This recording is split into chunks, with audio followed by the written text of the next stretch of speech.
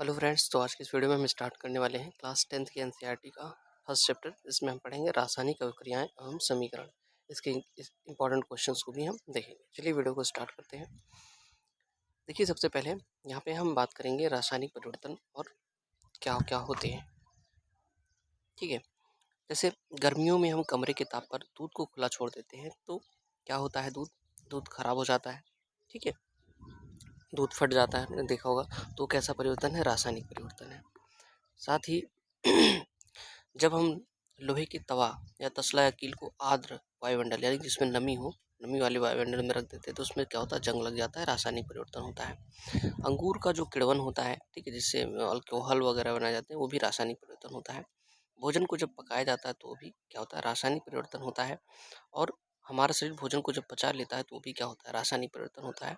और हम जब सांस लेते हैं, सांस लेना भी क्या है? एक रासायनिक परिवर्तन है। ठीक है, पदार्थ के भौतिक और रासायनिक परिवर्तन के बारे में हमने आपको पढ़ाया था क्लास से 7th के एनसीईआरटी में, 8th के एनसीईआरटी में आपको पढ़ाया था।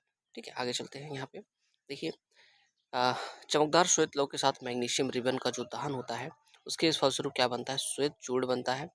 श्वेत चूर्ण बनता है और उसके बाद जो मैग्नीशियम ऑक्साइड का चूर्ण होता है और वायु में उपस्थित ऑक्सीजन और मैग्नीशियम के बीच होने वाली अपक्रिया के कारण यह बनता है। जैसे यहाँ पे, ठीक है,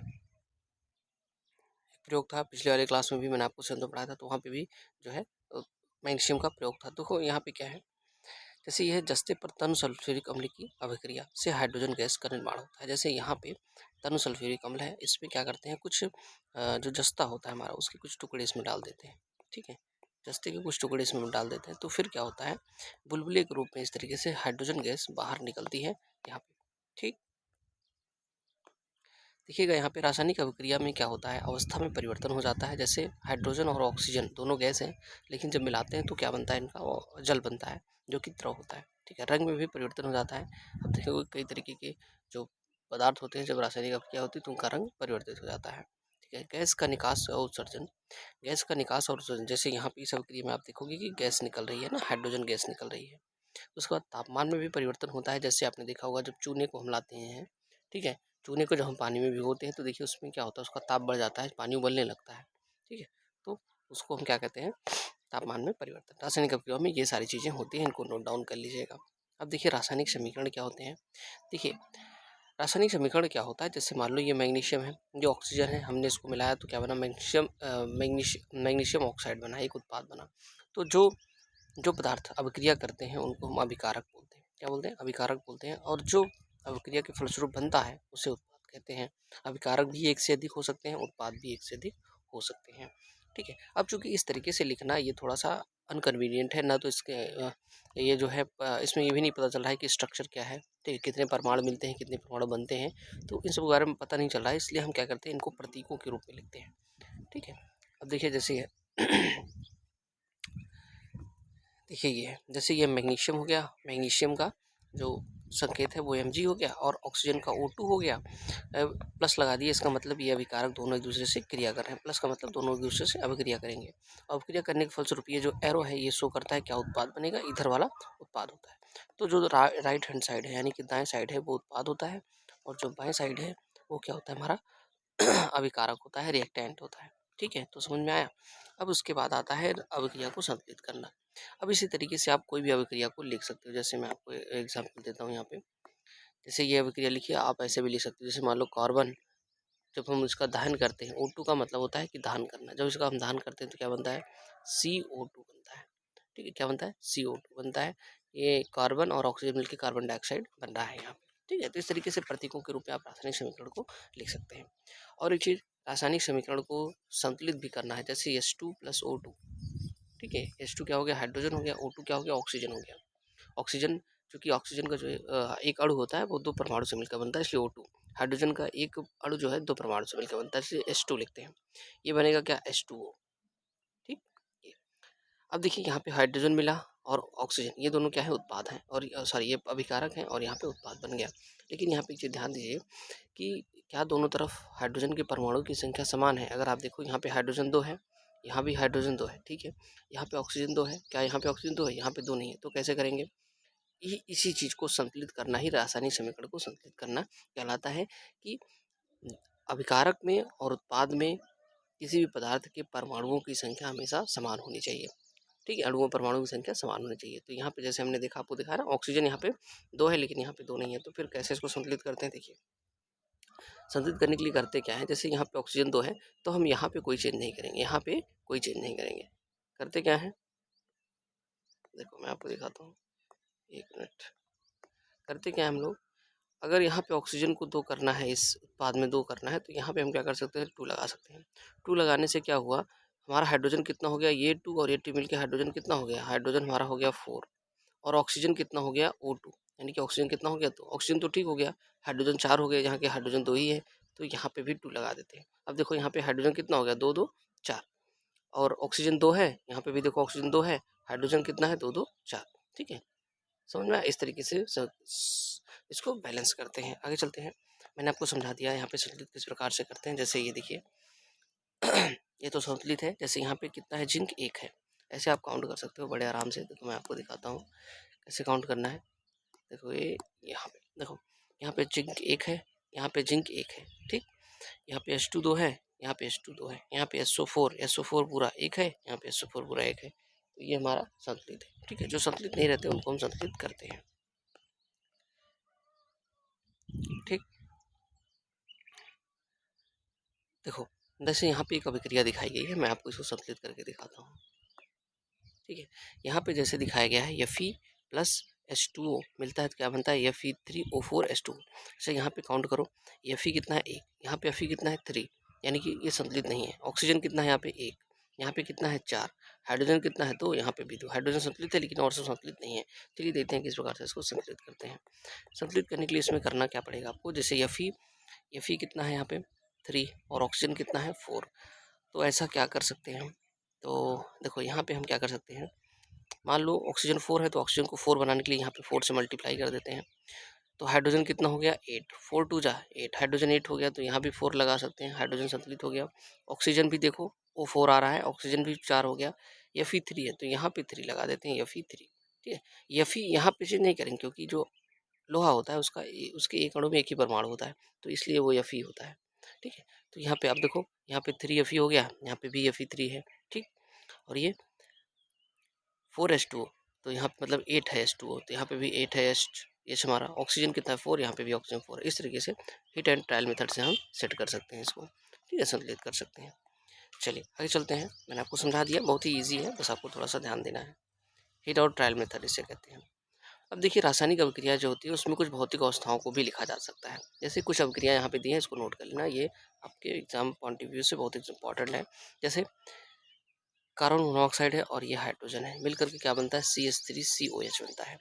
तो यहाँ पे देखिएगा 340 ATM, इसका मतलब इतने प्रेशर पर ATM, ठीक है, जो है इतने प्रेशर पे, इतने इस स्थिति में ATM पर 340 ATM पे ये क्या बनता है, CH3OH बनाता है। इस तरीके से जो आपका प्रकाश संश्लेषण होता है 6CO2, ठीक है, एक्वस होता है, एक्वस का मतलब जली होता है, ठीक है, और यहाँ पे 12H2O, ठीक, ये क्या बनते हैं, ये मिल करके ये लिक्विड होता है, ठीक है, 12H2O, ये मिलते हैं सूर्य की प्रकाश और क्लोरोफिल, ये भौतिक अवस्थाएं, इनको भी लिख देते हैं कई कई बार समीकरण में। और क्या बनता है, ग्लूकोज बनता है, एक्वस, ठीक है, 6O2 एक्वस, और 6H2O आपका लिक्विड होता है, ये अभिक्रिया बनती है। ये जो लिखा है ये इसकी भौतिक अवस्थाओं के बारे में लिखा है, समीकरण में ये भी लिखा जाता है रासायनिक समीकरण में।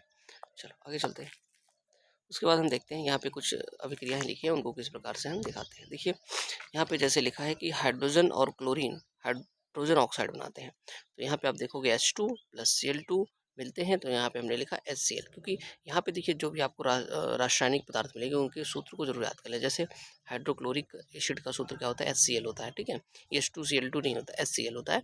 तो यहाँ पे गिनो, हाइड्रोजन दो और क्लोरीन दो, तो यहाँ पे क्लोरीन भी दो। इसी तरीके से आपका आता है बेरियम क्लोराइड, क्या होता है, BaCl2। बेरियम क्लोराइड का फार्मूला क्या होता है, BaCl2, नोट कर लेना फेयर में। और ये क्या है, एल्यूमिनियम सल्फेट, एल्यूमिनियम सल्फेट का फार्मूला क्या होता है, Al2SO4 थ्राइस होता है।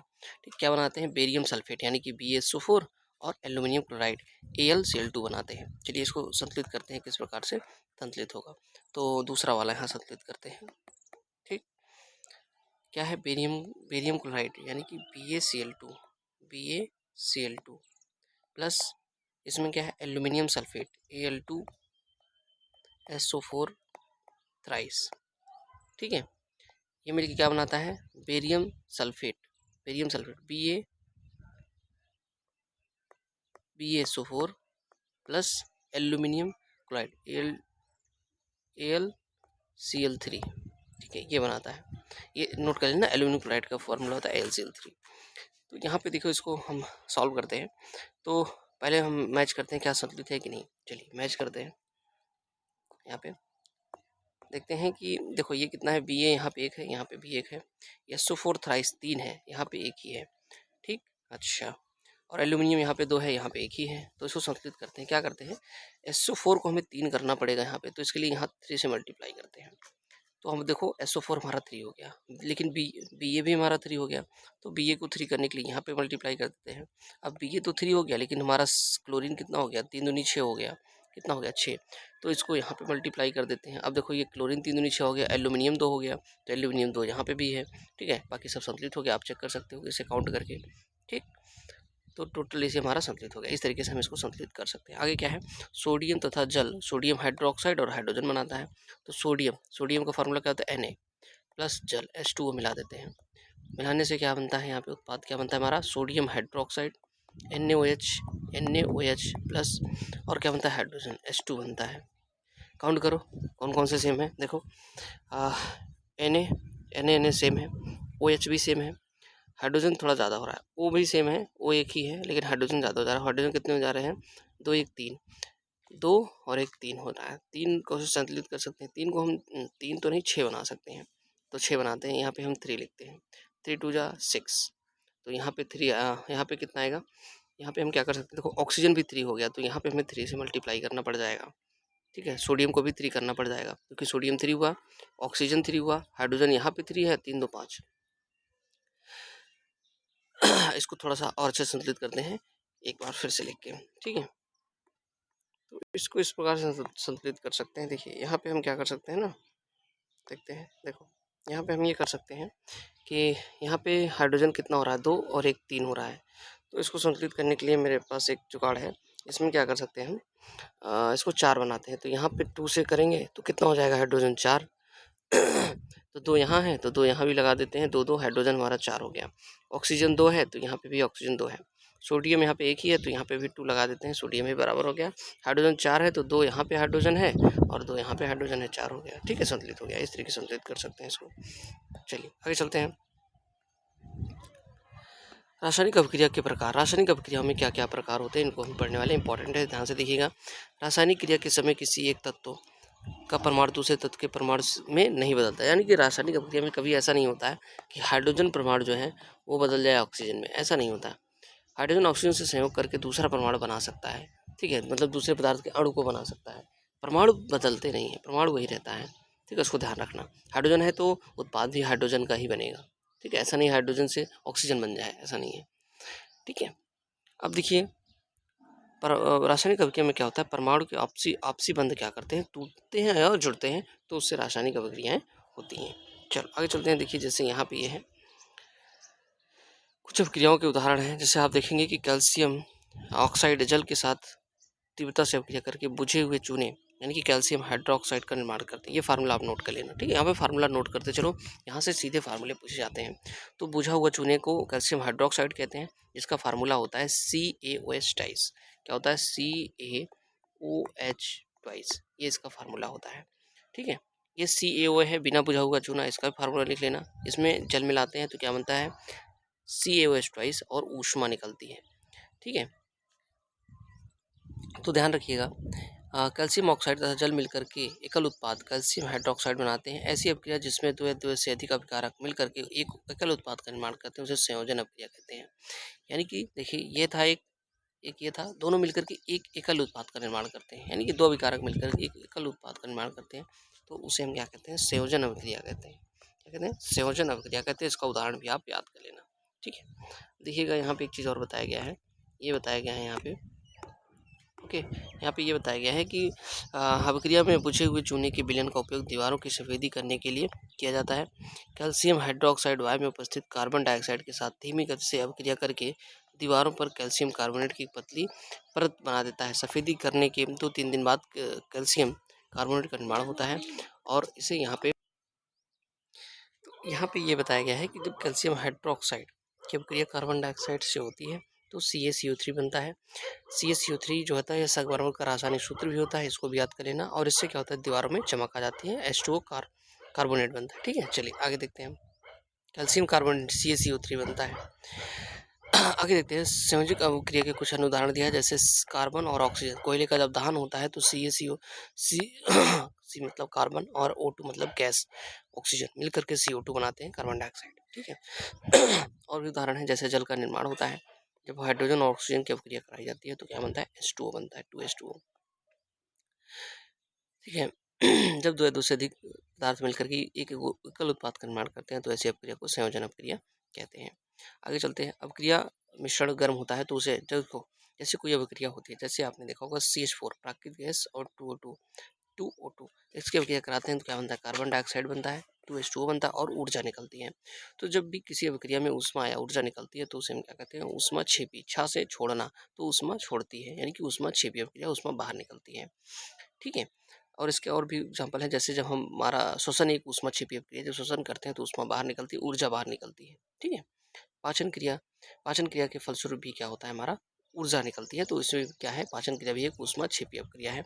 साथ ही चावल, आलू, ब्रेड और कार्बोहाइड्रेट होते हैं जब हमारा पाचन होता है तो इन कार्बोहाइड्रेट के टूटने से ग्लूकोज प्राप्त होता है। ग्लूकोज हमारे शरीर की कोशिकाओं में उपस्थित ऑक्सीजन से मिलकर के हमें ऊर्जा प्रदान करता है। इस अभिक्रिया का विशेष नाम श्वसन है। इस श्वसन का देख लीजिए, इसमें क्या होता है, ग्लूकोज C6H12O6 मिलकर के 6CO2 कार्बन डाइऑक्साइड जो बाहर निकलती है, H2O, और फिर ऊर्जा मिलती है हमारे शरीर को। ठीक है। साथ ही ये बहुत इंपॉर्टेंट है, याद रखना कि साग सब्जियों यानी कंपोस्ट का बनना, जो खाद बनती है हमारी देसी खाद बनती है, वो भी कैसी अभिक्रिया होती है, ऊष्माक्षेपी अभिक्रिया होती है। जहाँ पे खाद बनती है आपने देखेंगे वहाँ का तापमान ज़्यादा होता है, गर्म होता है। ठीक है। तो ये भी ऊष्माक्षेपी अभिक्रिया, छाछ से छोड़ना। उसके बाद इसी तरीके से इसका उल्टा भी होता है, ऊष्माशोषी अभिक्रिया। जिस अभिक्रिया में ऊष्मा लगती है उसे हम ऊष्मा शोषी अभिक्रिया कहते हैं। ठीक है। और जैसे प्रकाश संश्लेषण इसका उदाहरण है, क्योंकि प्रकाश संश्लेषण में सूर्य का प्रकाश लगता है। ठीक है, ऊष्मा लगती है। चलिए आगे चलते हैं। वियोजन और विखंडन अभिक्रियाएं क्या होती है।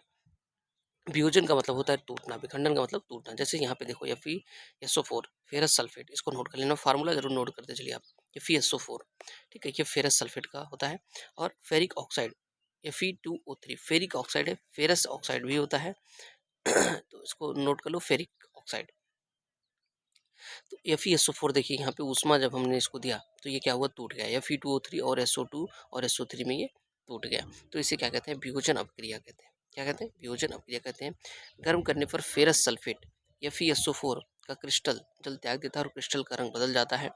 ठीक है। FeSO4 फेरस सल्फेट है और ये फेरिक सल्फेट है, फेरिक ऑक्साइड है, सॉरी फेरिक ऑक्साइड है। तो यहाँ पे कह रहा है FeSO4 7H2O क्रिस्टल का जल का त्याग कर देता है और क्रिस्टल का रंग बदल जाता है। इसके उपरांत यह फेरिक ऑक्साइड Fe2O3 और सल्फर डाइऑक्साइड SO2 और सल्फर ट्राईऑक्साइड SO3 में वियोजित हो जाता है। फेरिक ऑक्साइड ठोस है जबकि SO2 और SO3 गैसें हैं। ठीक है। तो ये अभिक्रिया है, इसको वियोजन अभिक्रिया कहते हैं। वियोजन मतलब टूटना। ठीक है। साथ ही यहाँ पे देखिए, कैल्शियम ऑक्साइड CaCO3 को चूना या बिना बुझा हुआ चूना कहते हैं। सॉरी, कैल्शियम ऑक्साइड को चूना या बिना बुझा हुआ चूना कहते हैं। इसके अनेक उपयोग होते हैं, जैसे सीमेंट के निर्माण में होता है। देखिए यहाँ पे देखिए CaCO3 है, ठीक है, इसको ऊष्मा देते हैं तो ये CO और CO2 में विखंडित हो जाता है। वियोजित अपक्रिया का उदाहरण है ये, वियोजन अपक्रिया का। भूरे रंग का धुआं उत्सर्जित होता है। देखिए नाइट्रोजन ऑक्साइड NO2 का धुआं, देखो यहाँ पे जैसे PbNO3 ट्वाइस है, PbNO3 और इसको ट्वाइस पढ़ते हैं, जो 2 लगा रहता है। ठीक है, इसको क्या पढ़ते हैं, ट्वाइस।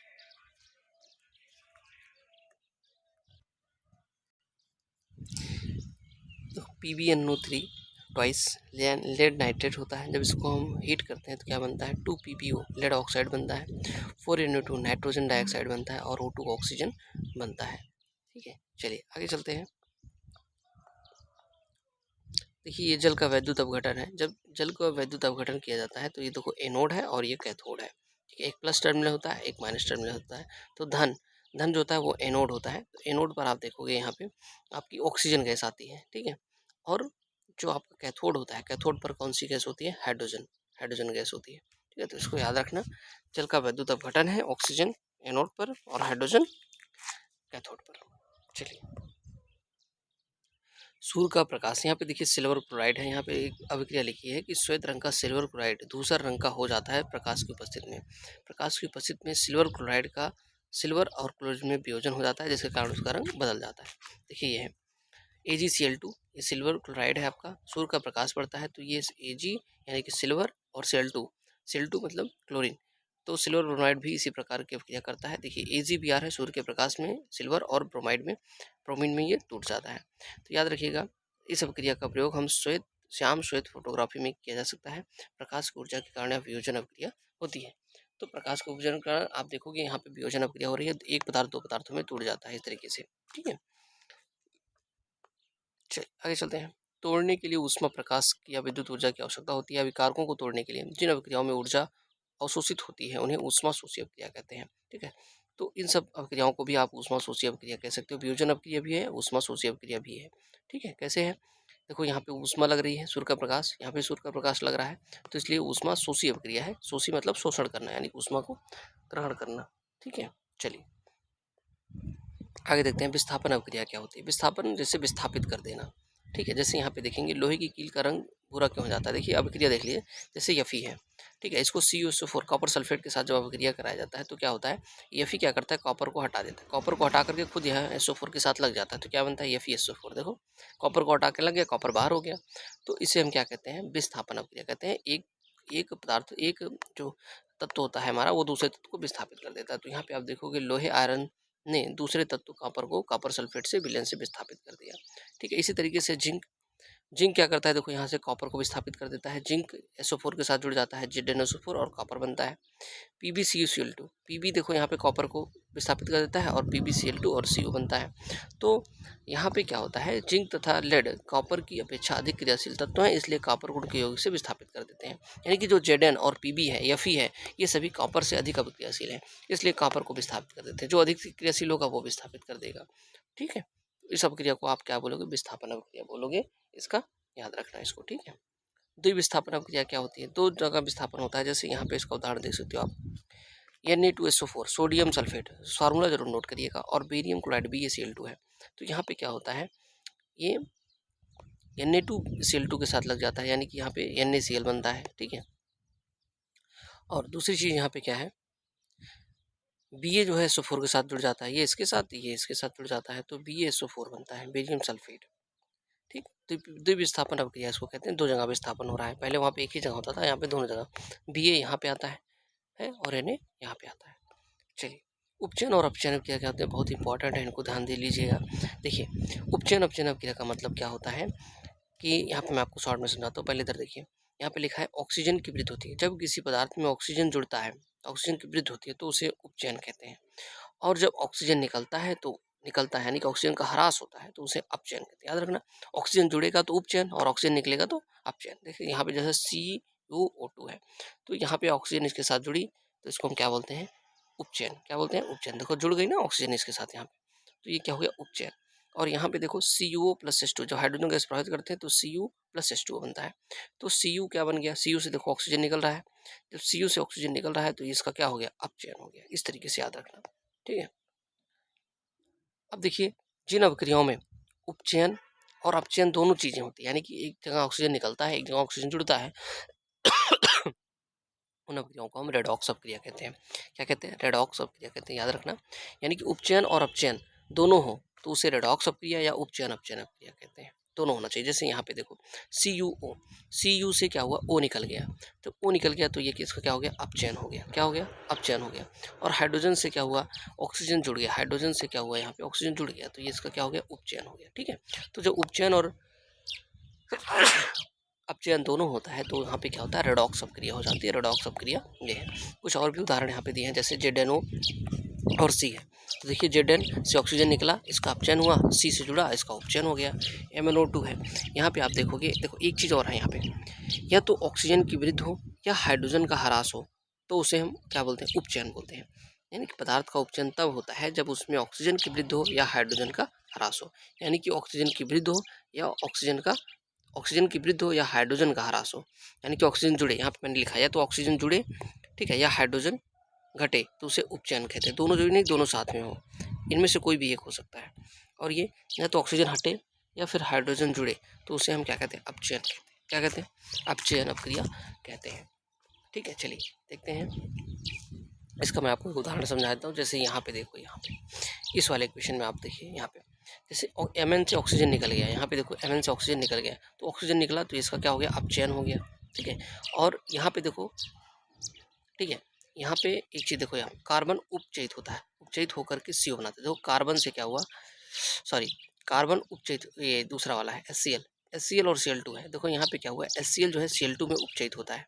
HCl क्या होता है, Cl2 में उपचयित होता है, क्योंकि Cl से क्या हुआ, ऑक्सीजन, हाइड्रोजन निकल गया, तो हाइड्रोजन निकलने को क्या बोलते हैं, हम उपचयन बोलते हैं।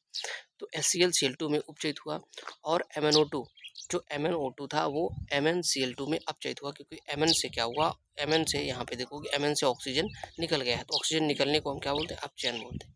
ठीक है, इसको ध्यान रखना। चलिए, दैनिक जीवन में जैसे संक्षारण क्या होता है, संक्षारण क्या होता है, लोहे की बनी नई वस्तुएं चमकीली होती हैं, और अगर कुछ दिन बाद उनको हम खुले में रख देते हैं तो उसमें क्या होता है, लालिमा युक्त भूरे रंग की परत चढ़ जाती है, जिसे हम जंग लगना कहते हैं। इसके आसपास अम्ल आर्द्रता आदि के संपर्क में रहती है, तो ये संचारित हो जाती है। संचारित का मतलब जैसे होता है ना, कि क्या होता है, इसमें जंग लग जाती है, और ये क्या होता है, धीरे धीरे खराब हो जाते हैं। ठीक है, संक्षारण इसे कहते हैं। इसके बाद क्या होता है, पुल, लोहे की रेलिंग, और जो और भी लोहे की वस्तुएं होती है, वो भी क्या होती है, संचारण के कारण खराब हो जाते हैं। ठीक है, विकृत गंधिता देखते हैं। विकृत गंधिता क्या होती है, तो जैसे जो खाद्य पदार्थ होते हैं, अगर उनको कुछ समय तक हम खुले में रखते हैं, तो खुले में रखने से क्या होता है, उनकी गंध जो है वो बदल जाती है। ठीक है, यानी कि वो ऑक्सीजन से अभिक्रिया कर लेते हैं। खाद्य पदार्थ जैसे आपने देखा होगा, पैकेट वगैरह में चिप्स वगैरह आते हैं, तो वो भी क्या होते हैं, थोड़े टाइम बाद वो खराब हो जाते हैं। तो ऐसा क्या होता है, ऐसा इसलिए होता है क्योंकि वो क्या होते हैं, उपचयित हो जाते हैं। देखिए यहाँ पे लिखा है, वसायुक्त तथा तैलीय पदार्थ खाद्य सामग्री लंबे समय तक रखा जाता है तो उसका स्वाद, गंध जो है बदल जाती है। उपचयित होने पर तेल एवं वसा विकृत गंधित हो जाते हैं, यानी कि ठीक है, उसमें आपने देखा होगा नमकीन वगैरह रखी रहती है, तो थोड़े टाइम बाद वो खराब हो जाती है, क्योंकि उसमें हवा लग जाती है, हवा में ऑक्सीजन होता है, और वो क्या होती है, उपचयित हो जाती है, ऑक्सीजन उससे जुड़ती है तो उपचयित हो जाती है। इसके लिए क्या करते हैं, जो जो चिप्स वगैरह के पैकेट आते हैं उसको वायुरोधी बनाते हैं, और उसमें क्या करते हैं, ऑक्सीजन हटा करके उसमें नाइट्रोजन जैसे सक्रिय गैस को भर देते हैं, जिससे कोई भी अवक्रिया न होने पाए। ठीक है, तो इस तरीके से सारे इंपॉर्टेंट पॉइंट्स मैंने आपको बता दिए हैं। कुछ क्वेश्चन है उनको भी हम देख लेते हैं। जैसे यहाँ पे दिया है, नीचे दी गई अवक्रिया के संबंध में कौन सा कथन असत्य, असत्य कथन में बताना है, जो गलत है। कह रहा है PbO plus C 2Pb plus CO2 बनता है, तो इसमें आपको बताना है कि क्या उपचयित हो रहा है। कह रहा है सीसा अपचयित हो रहा है, सीसा अपचयित हो रहा है, सीसा नहीं, पहले हम अभिकारक में देखते हैं ना क्या चीज़, अब क्या अभिकारक में क्या है, PbO है, यानी कि लेड ऑक्साइड है। तो लेड ऑक्साइड क्या हो रहा है, अपचयित हो रहा है। ठीक है, लेड ऑक्साइड अपचयित हो रहा है, क्योंकि ऑक्सीजन यहाँ से निकल रहा है। अब देखो ऑक्सीजन यहाँ से, देखो ऑक्सीजन निकल गया। ठीक है, और कार्बन क्या हो रहा है, उपचयित हो रहा है, क्योंकि कार्बन के साथ क्या हो रहा है, ऑक्सीजन जुड़ रहा है, तो जिसके साथ जुड़ेगा उपचयित होगा, और जिसके साथ घटेगा उसे अपचयित बोलेंगे। तो हमारे C और D सही है, A और B गलत है, तो A और B क्या हो जाएगा, गलत हो जाएगा। आगे चलते हैं, इस सब की जगह देखिए, Fe2O3 प्लस 2Al और Al2O3 और 2Fe, तो इनमें ये बताना है कि कौन सी अभिक्रिया हो रही है। तो यहाँ पे आप देखोगे विस्थापन अभिक्रिया हो रही है। क्यों, क्योंकि देखो Al क्या करता है, Fe को हटा देता है। ठीक है, Al क्या कर रहा है, Fe को हटा करके O3 के साथ ऐड हो गया, यहाँ पे Al2O3 और Fe बाहर हो गया। तो इस तरीके की अभिक्रिया को हम क्या बोलते हैं, वियोजन अभिक्रिया या डिस्प्लेसमेंट रिएक्शन बोलते हैं। लौह चूर्ण पर तनु सल्फ्यूरिक अम्ल डालने से क्या होता है। देखो ये है Fe, ठीक है, इस पर हमने क्या किया, 2HCl है, इनकी अभिक्रिया कराते हैं तो क्या बनता है, FeCl2 और H2। ठीक है, तो यहाँ पे हाइड्रोजन गैस और आयरन क्लोराइड बनता है। ठीक, आगे चलते हैं। यहाँ पे कुछ समीकरण दिए गए हैं, इनको हमें लिखना है, समीकरण के रूप में अभिक्रियाएं दी गई हैं।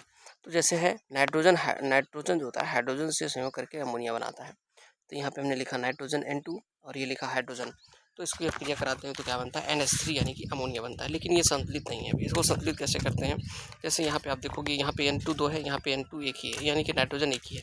संतुलित कैसे करते हैं, संतुलित करने के लिए ये देखते हैं किस प्रकार से इसको संतुलित करेंगे। संतुलित करने के लिए हम क्या करते हैं, यहाँ पे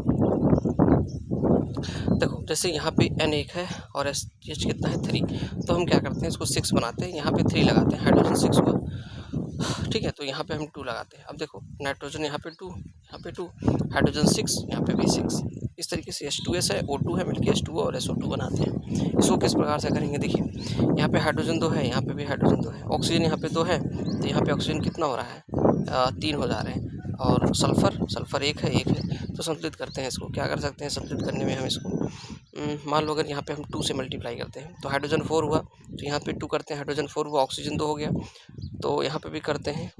अब सही है, देखो टोटल क्या करते हैं, यहाँ पे अगर 3 से कर दें तो 3 से करेंगे तो ऑक्सीजन 6 हो जाएगा, और यहाँ पे 2 से कर दें तो 4। हाँ, अब सही है, देखो यहाँ पे काउंट करो, हाइड्रोजन कितने हैं 4, हाइड्रोजन यहाँ पे कितने हैं 4, ठीक है।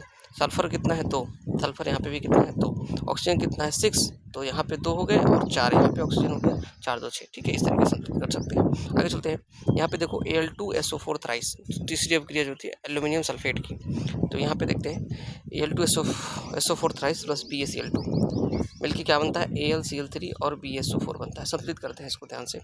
तो यहाँ पे देखो SO4 3 है, तो यहाँ पे भी 3 करना पड़ेगा हमें, 3 से मल्टीप्लाई कर दिए, इससे हमारा बेरियम भी 3 हो गया, ठीक है। बेरियम भी 3 हो गया, तो यहाँ पे भी 3 से करते हैं, ठीक है। अब हमारा Cl2 6 हो गया, 3 दूनी 6 हो गया, तो यहाँ पे 2 से करते हैं। अब देखो एल्यूमिनियम 2 है, तो यहाँ पे भी एल्यूमिनियम 2 है, कोई दिक्कत नहीं है, संतुलित हो गया। इसी तरीके से आगे चलते हैं, ये वाला देते हैं, ये है पोटेशियम और ये है आपका जल, ठीक है।